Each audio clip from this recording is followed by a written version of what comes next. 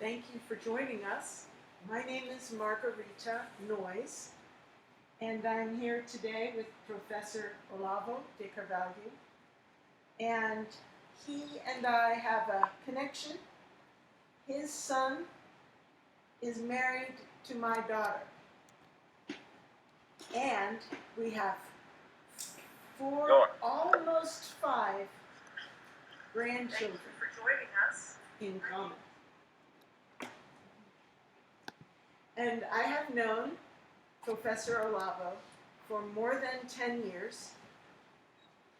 And he was very kind to me many years ago when my husband and I separated and I had no money and no way to support my children. And he allowed me to teach English on his network. And he had interesting ideas about how to learn English. His idea was, anyone can learn English, they have to just begin to read an interesting book. And if they have a dictionary and a grammar, they can learn English just by reading the book. But even better, if you have a human being to explain the difficult part of the language which is not in the dictionary, not in the grammar book. So he and I did some reading in difficult books, and we tried his method, and it was very good. And so that became the basis for our method of teaching English for philosophy students. And so right now, we are re-releasing the content that was produced years ago in English for philosophy students and in other courses that I taught through my website, Lessons Online. And we are also beginning to produce new content for advanced English students in Brazil using the same method of reading an interesting book and talking about it in English. So today we are here to discuss the effect of literature on politics.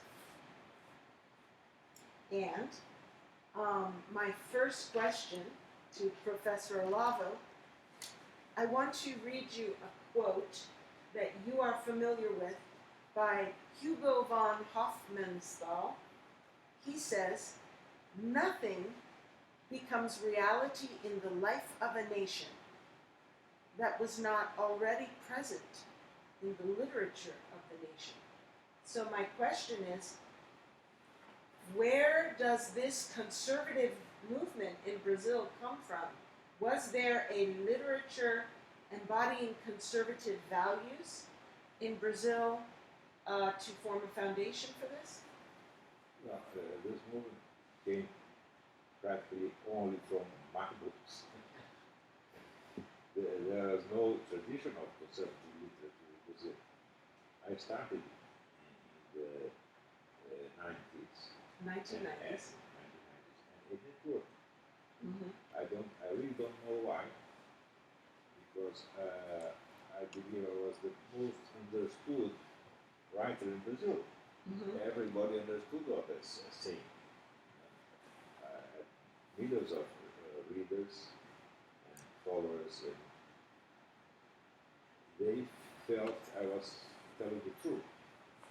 The truth was very obvious, very manifest. Everybody could see it, but nobody had the language to held it Yes. because the Portuguese language was very poor at that time.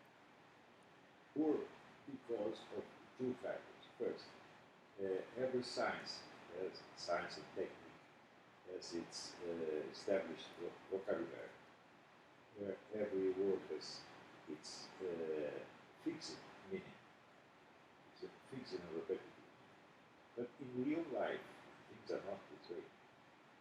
We don't have fixed meanings we can use in personal conversation or in literature. In literature, as in life, the meaning of the words has to be grasped in the very moment of the experience. Mm-hmm. We don't have a fixed, we do not have a ready language to express. So we have to improvise, express it. And this is the real meaning of literature. Teach people to create their language according to the situation they are living in the very moment. This was what I did in Brazil about the political situation. Create a language, improvise a language, to tell things that everybody was feeling, everybody would see, but they had no language to express. Mm-hmm. And it was a very difficult operation because I had to use at the same time the classical Portuguese language and the popular language of the moment. Mix the thing. One American reader once said my language was baroque because it mixed different things, different and incompatible things. He was right. So it's fantastic that foreign readers could grasp this when even many Brazilians cannot grasp it. So this is the literature is to create new possibilities. These possibilities can have to be created first in imagination and then in reality. What you cannot imagine, you cannot do. Mm-hmm. So when you open new linguistic possibilities, you are creating new possibilities of action. Mm-hmm. So you are setting people free from the limitations of the real world at that moment. Mm-hmm.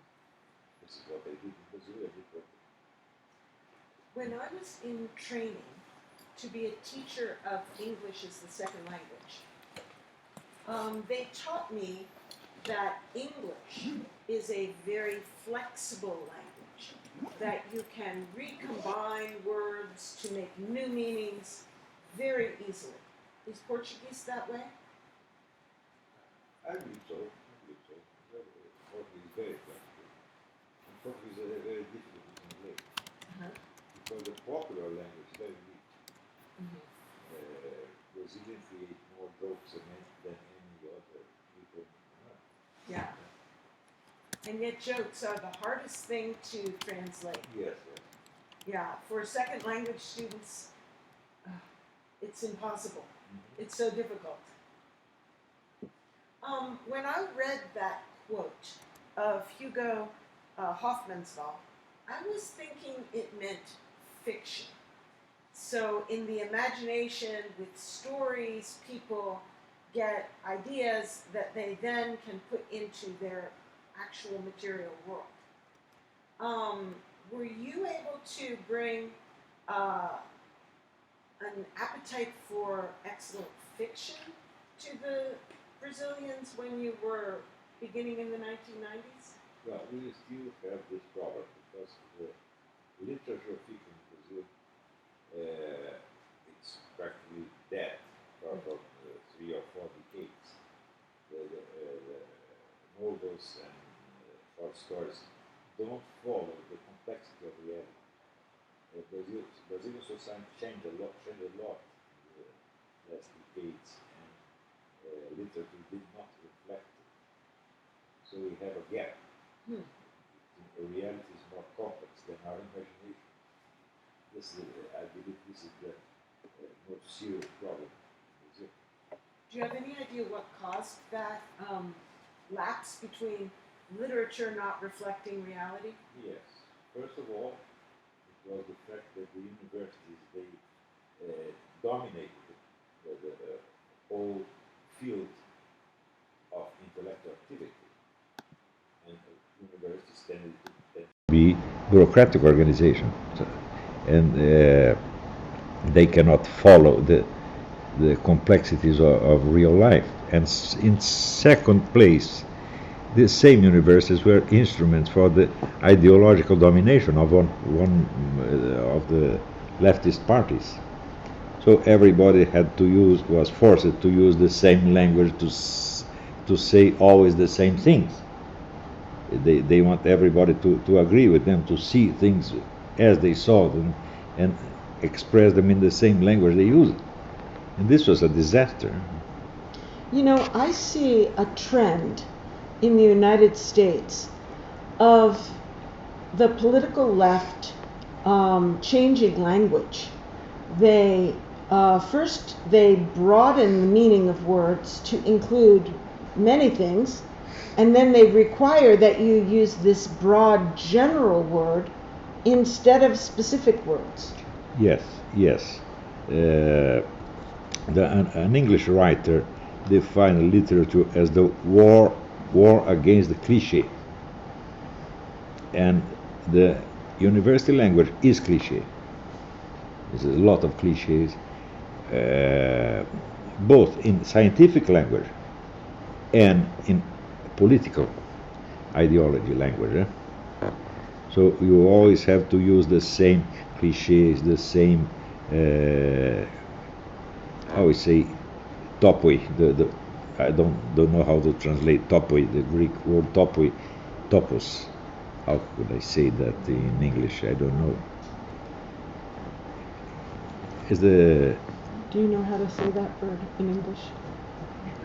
Like slogans. Slogans. Like not properly slogans, but repetitive terms that people are used, that made people feel they belong to a group. Right. A kind of group identity. Right. When group identity is more important than reality, people cannot think anymore. Yeah. What was the literature like in Brazil before these 40 or 50 years ago? If you read Brazilian literature until the 60s or 70s, you have a very clear picture of Brazilian life and Brazilian society. Not anymore. Everything changed in Brazilian society, and this is not documented in literature. I'll give an example. Now we have 70,000 murders a year. So Brazilian life became very insecure. You have not a clear picture of this in the Brazilian literature. Only you have in the Brazilian movies. Have two movies that tell something about it. This was the Elite Squad and Central do Brasil. Como poderia? Central do Brasil, the name. I'm not sure. Central Brazil. Central Brazil. Yeah. You see something of this insecure life in Brazil. But in general, the activity of theater and writers in Brazil only repeat the established language of political movements.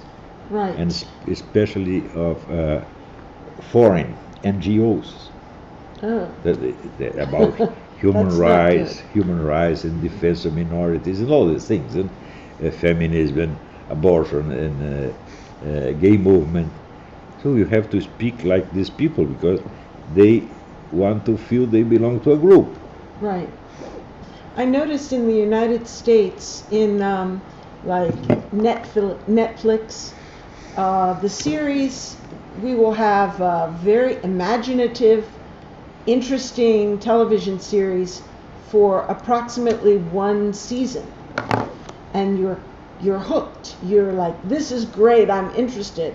And then maybe in the second season, it all goes to what we call social justice Yes, warriors. yes. It starts very good, very interesting, and then suddenly it becomes propaganda. And then it's not interesting anymore, and you stop watching it. I have been noticing it because you have in American movies, the richness of language is fabulous. Huh? People are very. They speak like genius of literature. Everybody, it's fantastic. But we have also this problem that from the last 2 or 3 decades, everything becomes propaganda. Right. And I get the impression that Hollywood is always surprised when a movie which is not politically correct is successful, because they think that the population likes their politics, I guess. Yes, they only understand virtue as their own virtue. There are no other virtues. Huh? Right. They believe they are the only representatives of good on earth. So they cannot understand other forms of good. Right. When I was raising my children, I discovered through study that there had been a sea change in juvenile literature in the 1960s. It's documented in the critical literature of children's literature, that which was written about it. And the change was, previous to the 1960s, they were trying to give children a moral example that would be in the attractive hero of the story, and also to reflect that bad choices often lead to bad consequences. But in the 1960s, they began to see this as disgustingly sweet, saccharine, this kind of thing. They said what we need is to give children a relatable hero which would be like themselves. And that meant a child who was bad, a child who speaks disrespectfully, a child who believes their parents are stupid and their siblings are annoying. And so the literature completely changed, so that I did not actually allow my children to read literature for children that was post-1960. I read stories to them that were from the earlier days. And those stories contained the values of conservatism, because those were the values that were in America before the 1960s. And I'm wondering if there is any literature in Brazil that embodies conservative values today that would be in Portuguese. Well, it's very difficult to speak of conservative values today because of the sexual revolution. Right. The sexual revolution associated every value to sexual pleasure. And you know, the human capacity to stand sexual frustration is very small. So all these people are always irritated, always angry, because they feel sexually frustrated. The more sexual pleasure you want, the more sexual frustration you will have. This is the nature of things. So all these people are always revolted with the state of things in the world, because they cannot reach the level of sexual pleasure they want. So in your personal opinion, for the record, do you think the best sexual pleasure is to be had within a single man and wife for a lifetime? I don't know. I don't know. I only know that you cannot build your life on the basis of sexual pleasure. Sexual pleasure is always limited. So it's just Always, because always, it's always always limited. If you have a couple, man and wife, and if you have collective sex, Like with other couples. the level of sexual pleasure is limited in both cases. Sexual pleasure is limitation. But this is the reason it cannot ever be set as the main value. So you think there have Sexual to pleasure be is other something values? is something that only happens. It's not a value. Right. Huh? It's just something that happens sometimes. It's not a right. There is no right to sexual no pleasure. right to it. eh? Right. Yeah. Because pleasure, St. Thomas Aquinas explained it, pleasure is the result of some action. So you cannot guarantee it as a right because you cannot foresee and establish the result beforehand. Right. Right. It can happen, sometimes it happens, sometimes doesn't happen. Right. So in the good life, theoretically, you would say that sexual pleasure is not mandatory for the good life. It's not mandatory, and it cannot never be the center of life. Right. It's one option for one good thing, one good in the good life of many, and not even a central one. Of course, all you can decide is what we will do. We cannot establish the result beforehand. And a life based on pleasure is a life based in this expectation of a certain result. Right. And when it fails, you get angry. Right. So this is crazy. This is childish. Right. So I wanted, before we spoke today, I made some notes and prepared, and I was thinking, what are the values of conservatism? And I'm interested in maybe making a short list. What do you think are some of the values that the conservative movement brings to society? Well, I never speak in the name of conservative movement or any movement. I speak only in the name of myself. So I'm not a movement. I'm not an ideology. I'm just a guy who sees things and try to explain them the best I can. And I see that life cannot be based on the expectation of pleasure. What's the difference between a heterosexual and a homosexual? Only the preference for certain kinds of pleasure. Does this have real importance? No. I cannot believe. Right. When you study the great characters in history, some of them are heterosexual, others are homosexual, and this made no difference. Right. So people say that Leonardo da Vinci was homosexual. Well, look to the works of Leonardo da Vinci and show me where is the homosexuality there. There's no homosexual sign there. Nothing. Right. It's the same thing. Right. What is your opinion about what? But now, in the last decades, homosexual became an identity. Right. There is no homosexual identity because nobody can be homosexual 24 hours a day. Right. He can be only homosexual when he's playing sex. Right. Yes. Understand? Yes. But if they transform this into identity, the guy has to think of sex 24 hours a day. Yeah. So all of them became crazy. Right. Huh? Yeah. I don't believe that there are people that are homosexual.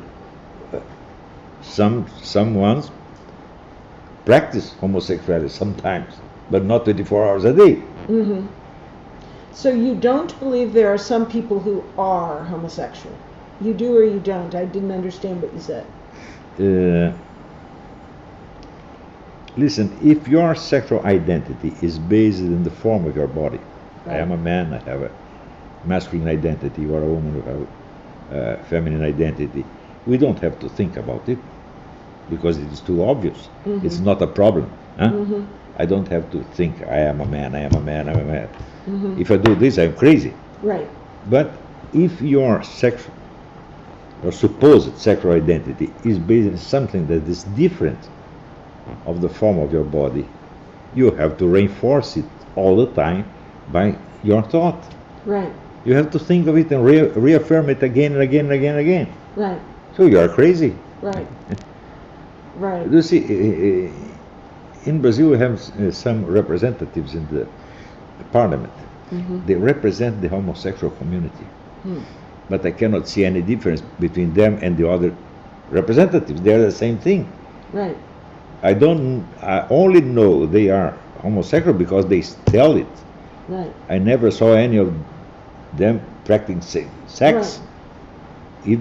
The guy never had homosexual relations, and he says I only know him by what he says. Hmm. So it's a kind of verbal identity. Right. Created and reinforced again and again and again and again. So these people tend to escape from reality. Right. And I don't believe these matters of sex are real problems. Mm-hmm. Because it's totally subjective. Huh? Yeah. We have sexual attraction for things that we imagine. Right. And we imagine them before we do them. Huh? Right. So who can control this? We do. Nobody can control Nobody. it. Nobody. If you start imagining some things, we will want to do them. Ah, yes. Yes? Yes. And the immense variety of forms of sexual pleasure, this is so big, so varied that this cannot ever be an identity.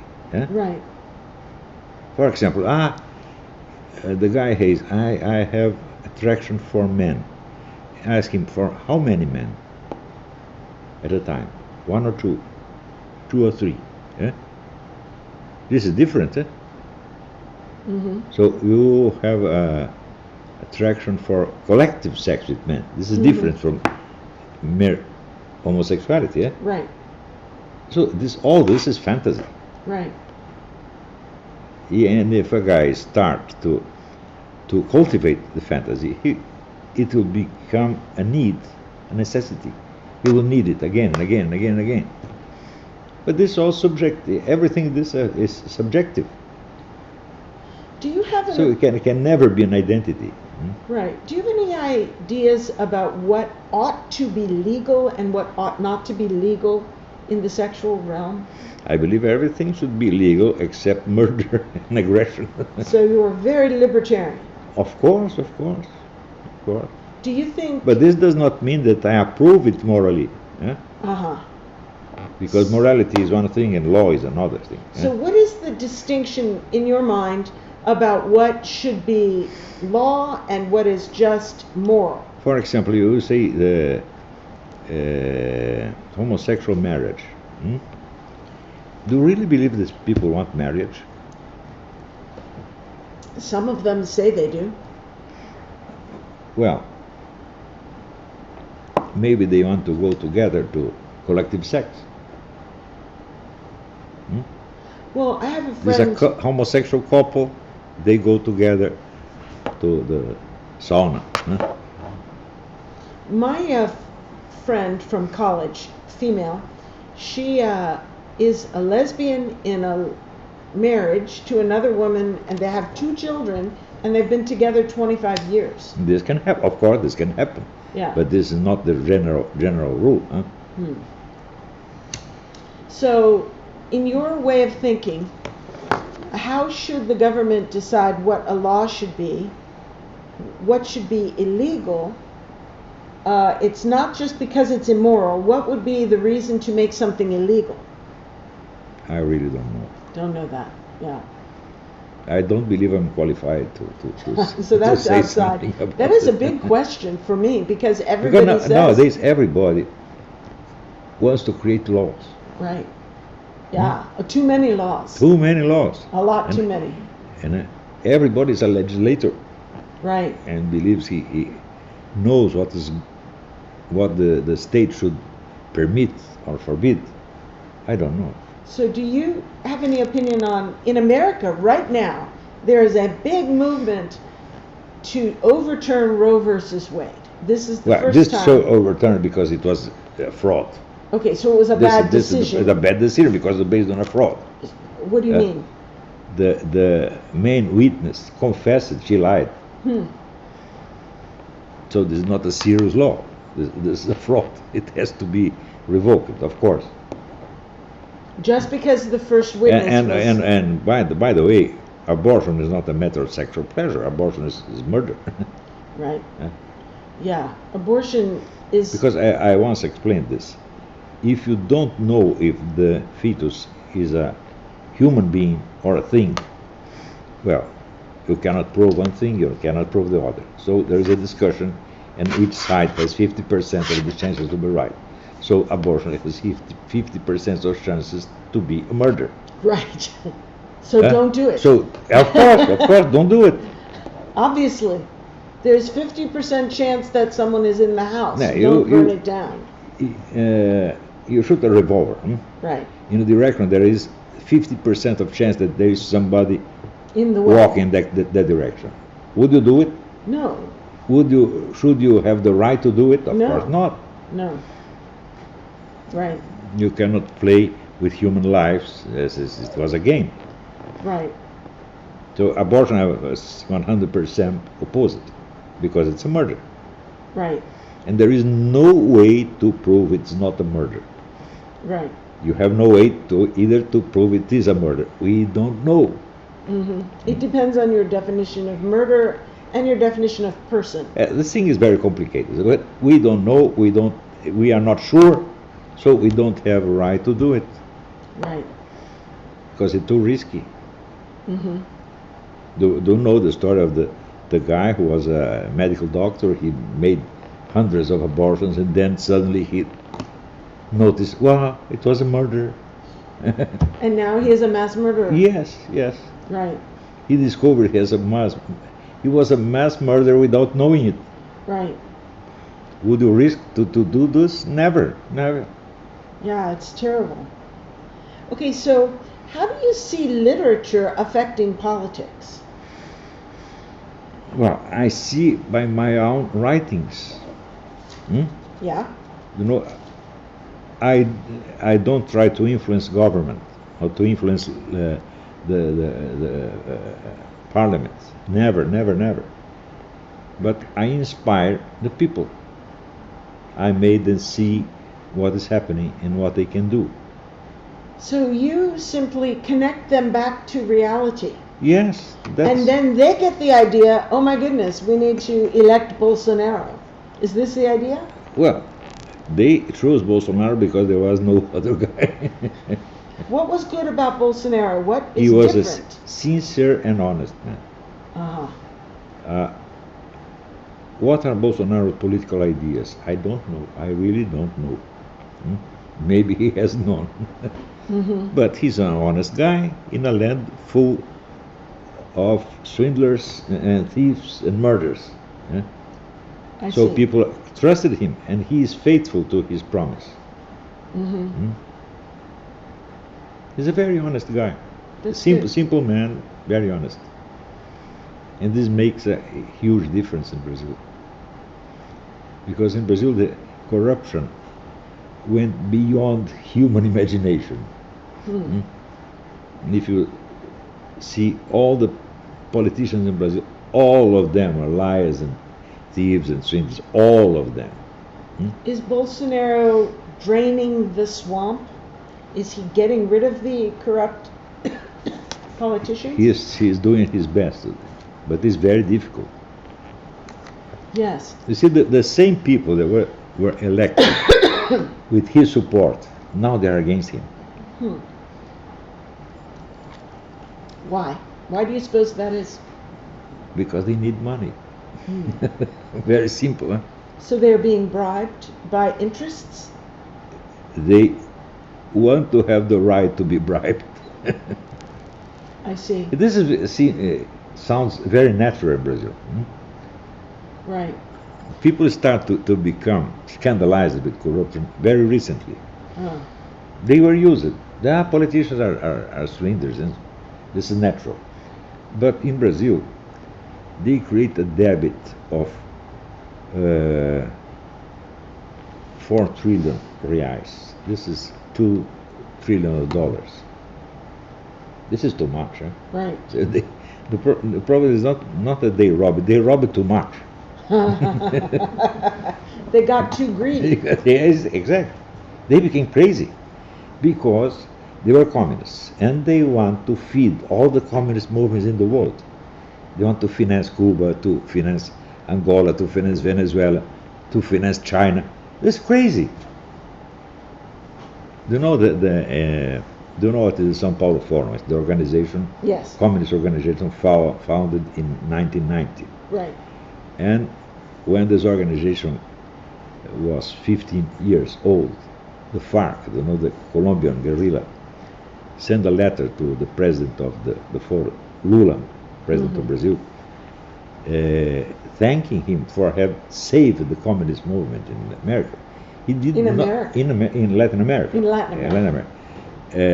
He not only saved it, he saved it and fed this movement money. It's a huge amount of money. Eh? So Brazilians had to starve in order to give money to Hugo Chavez and Fidel Castro. This is absurd. Brazil has 200 million inhabitants. And they were very, most of them very poor. Why should Brazilian poor people work to give money to these people? Why? This is the problem of group identity, group solidarity. I'm solidarity with my group and love these people and I don't care for the others. Mm-hmm. You know, Lula was never the president of Brazil. He was president of communist Brazilians. He was not good. He was not bad for communists. I believe that leftist critics of Lula was very unjust. They should create a statue for him because he was the best communist leader in Latin American history. Fidel Castro is insignificant compared to Lula. And Che Guevara, even worse. But Lula really saved communism in Latin America, saved it and fed it. Too bad. Too bad. Now, your writing, starting in the 1990s, was it sort of similar maybe to Thomas Sowell? Sort of essays and newspapers about things people could understand? What were you writing back then? No, because Thomas Sowell and many others, they defend conservative ideals. I don't do it. I only write two kinds of, in matter of politics, I only create two kinds of writings. Writings about method of political science and writings about some specific facts and situations, analysis of specific facts or situations, based, of course, on this method. This is all I do. And then your readers took it further and further and created a change in the country. They took their own conclusions. And what you I did never was, said that they should vote Bolsonaro. I said I will vote Bolsonaro. You vote right. whoever you want. Yeah. And so what you did was set people free from the mind control of the left. From the language of clichés. That was the only language we had in the beginning of the 90s. Wow. And Zowie. And when people discovered they had the capacity to express what they saw, they felt it like a miracle. Right. They didn't. Many people discovered they were intelligent because they were educated to feel they were stupid, and they have to always obey their schools, their universities, and the political parties, and so on. And suddenly they notice they are intelligent. They can feel the situation. They can grasp the reality and express it. This is what I taught them, and this worked. Yeah. There So- are many talents are certain. I have many of my students are very intelligent people, very gifted writers, and so on. So then they rose up. When people say, "Oh, do you want to create a conservative movement?" I just no. I want to create an industry of genius. Mm-hmm. Create many genius. This is my ambition. Mm-hmm. Interesting. I'm not a political guru. I'm an educator. Very interesting. And of course, you have more intelligent people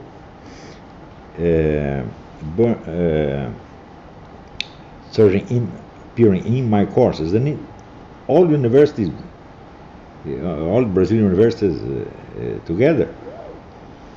Do you see yourself and your followers sort of replacing the university system that's so corrupt there, or are they fighting you, or what's the situation between? Of course, the university institutions, they are fighting me.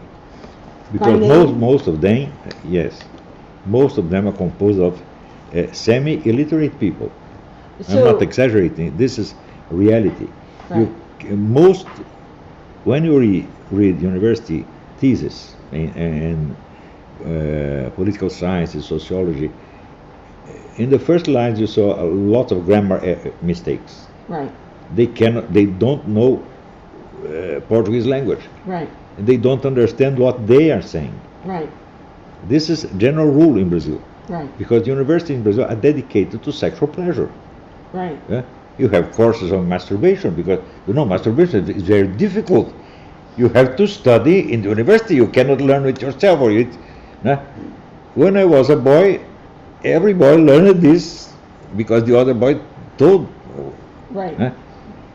But now you have to get a PhD. Otherwise, you cannot masturbate. It's very difficult. So what do they say about you? How do they attack you? Do they call you a racist and a bigot? This is the Bolsonaro guru, the guru of the government. I don't know because I never give up an opinion about anything to the government. Never. And they believe I am the guru of the government. They believe I have an international political organization created to influence the course of things in Brazil. They are the crazy.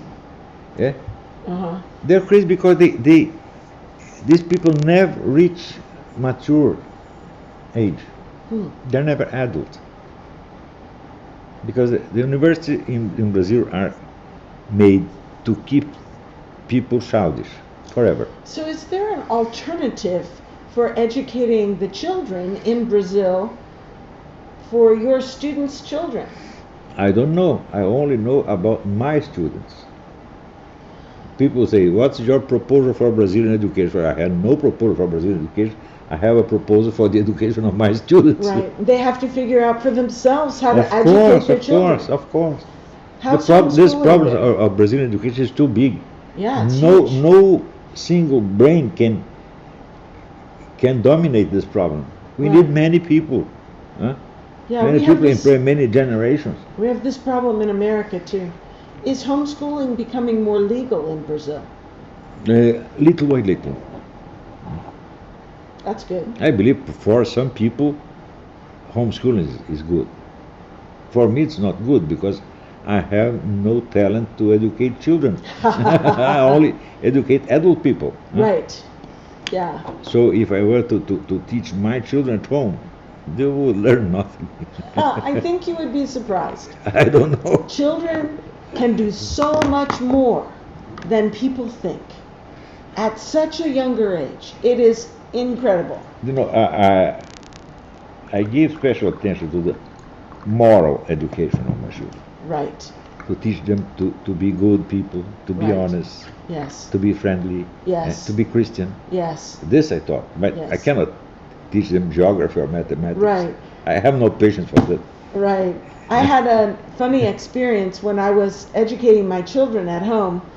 I had a daughter who was in the 3rd grade, and I went away to the grocery store, leaving her at home with her father.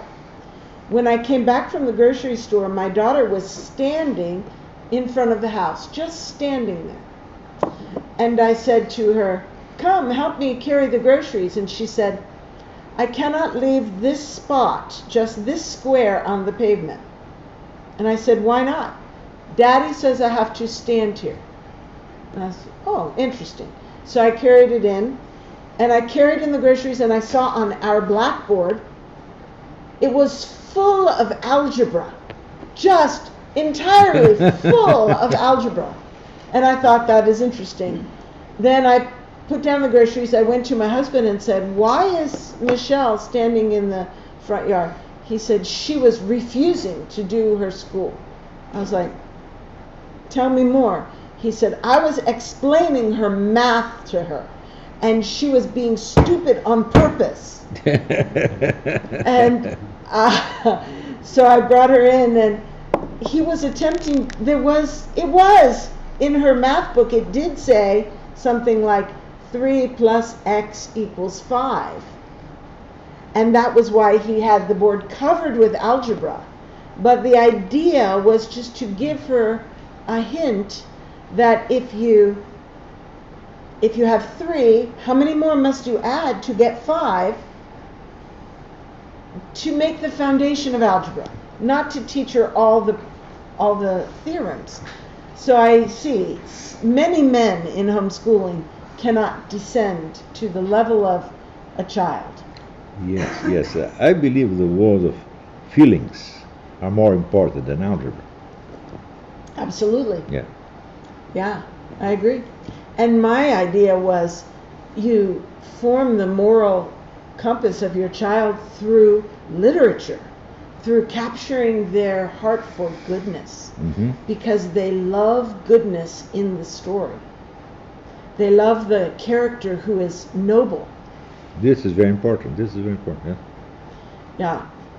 In our family, But I'll be sincere to you. I never did anything with the conscious purpose of educating my children. I didn't think about that. I always thought this: they will see me and they will learn with me. They will imitate my example. 24 hours a day. Not only in the times where I'm trying to educate them. yes, They'll imitate what I'm doing in times when I'm not trying to educate them. absolutely, I do something completely different. yes, So, real life is education. yes. So you What must I spend do, time. they will do. Yes, They will copy me. They will imitate me. So, if I want them to be friendly, I'm friendly with them. If I want them to be brave, I'll be brave too. Or they see bravery and learn what it is. yes, Yeah. I don't like to think about children's education. This is only example. yeah. Do you know the Brazilian Indians don't teach anything to their children? They don't. They don't. And every generation learns everything the other generation knew. There is no Indian education in Brazil. You know, once the man who knew the Indians most in Brazil, his name was Orlando Vilas Boas. He's a famous explorer and how they say, the indigenists. He told once the whole tribe was to fish, and one boy stood in the tribe and he put fire in a cabin, and all the cabins were burned. When they returned, they found it very funny. They gave the boy the name of Captain Smoke, and this was all. And everybody is happy. So they're very calm That's good. and very wise, I believe. That's cool. I have one more question that. You know my sons, Pedro and Leila. Yes, You know they are very good-hearted people. they are. Very honest and Generous, very generous. generous and very intelligent. Yes. I didn't teach them to do this. But I know your son. Anytime I speak to him about what should happen, he always says, my father says, blah, blah, Yeah, blah, yeah. blah, blah. And then this is how it is. He is a good example of what you are saying. He I only learns taught by them looking what they at asked you. me. Right. When they put me a question, I answer the question. That's all. Hmm. They have great respect for you. Great, great. And they wouldn't if you weren't consistent in your lifestyle. I'm very happy with my children. Yeah, yeah, I am too. I'm happy with your children and my children and our grandchildren. I have a question for you. Final question. Final question, okay. There was a blog post many months ago on your Facebook where you said there was a list of people that you might like to have a conversation with because you felt maybe you could learn something from those people. One of those people was Jordan Peterson. And I'm wondering what it is about him that made you want to think maybe you can learn something from him. He is terribly realistic. Mm-hmm. He sees things as they are. Very simple, huh? Yeah, everybody can see You know, how it is through him. He's very different from me. He's very different from me. For example, he's a great admirer of Carl Jung and Friedrich Nietzsche. I don't take Jung or Nietzsche very seriously. Right. But he gets the best results from Jung and Nietzsche. Yeah, I believe he's a great guy. Yeah, yeah. When I watch him on YouTube, and the people are trying to throw smoke in his eyes, and he cuts through in such a way that nobody could believe the worldview of the interviewer because it's so obviously false. Yes. Yeah. We are doing the book 12 Rules for Life in our English for Philosophy Students book club that we are doing together with the students. And our method is to read together and then I clarify pronunciation and also connotation of words and special usages. And we just read the book, the rules together. I'm not making much comment on the content. What do I know? It's just to help make clear the text for the students. Have you looked at his 12 Rules for Life book? Not yet. I read the other book. Maps of Meaning. Yes, the great book. This is a great book. I think that book is very difficult. Yes, it's difficult. Yeah. But it's natural. It's a book of psychology, scientific book. Right, yeah. But the main thing about Mr. Peterson is he prefers a reality he does not understand than an idea he understands. That's interesting. I remember once and this is the most important because reality was made by God. Right. And our ideas are created by ourselves. Right. Of course we understand them. But in most cases they have nothing to do with reality. Right. I remember speaking to you many, many years ago about which movies were good and which were bad. And you said, and books too, which books are good, which are bad, especially for children. And you said the most evil is the book or the movie that causes the child to question his connection to reality. Because the task of growing up is to become connected to reality, not fantasy, reality. Yes, in the last 3 centuries, philosophy turned to the human mind. They only think about the human mind. And they believe everything is in human brain. Did you notice the size of the universe? Yeah. Huh? Do you believe everything is in our brain? It's crazy. This is absurd. It's stupid. I believe the structures of human thought and of human perception are in the universe. And this imprints on us. Our brain has a very modest job to perform. We only receive all this. For example, the direction of a space. 6 directions of space. This is in the reality around us, and this imprints on our brain. You know, when I was very young, I was very sick, and I stood on the bed so many months with fever that I forgot how we should do to walk. And then I had to learn to walk again. And what is the base of walking? Is the direction of space. Where were they in my brain? No, they were around me. Yeah? So I had to get that structure again and install myself in it. And I had also a collection of turtles. I had 8 turtles. The oldest was called Bijou. And I put them to swim in the tank. And I had a problem with my eyes. I had one of them was myopic, the other was hypermetropy. So one saw the big things and the other the small things. And I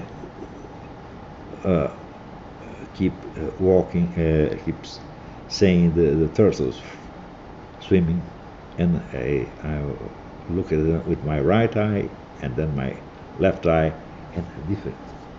But then I said, well, they are different, but the directions are the same. When they go to the right, I see they go to the right with both eyes. Yes. So Right. there are many subjective differences. Yes. But the structure of space is the same for all of us. Right. This is our reality. Right. This is the basis of our intelligence. The universe is the base of our intelligence, not our brain. And all of these leftists are trying to disconnect us Of course. from what makes us have our common intelligence. Yes, and they're teaching people to become more and more subjective. Right. This is so boring. I believe my brain is very boring. But the universe is very interesting. Right. Very interesting. Well, I think we are out of time, and I want to thank you for this conversation. Thank you. It was a Very pleasure. enjoyable. It was a And pleasure. Come thank again you. whenever you want. Yes. And sorry for my awful English. You do not have awful English. You have great English Thank and you. a great mind. Thank you.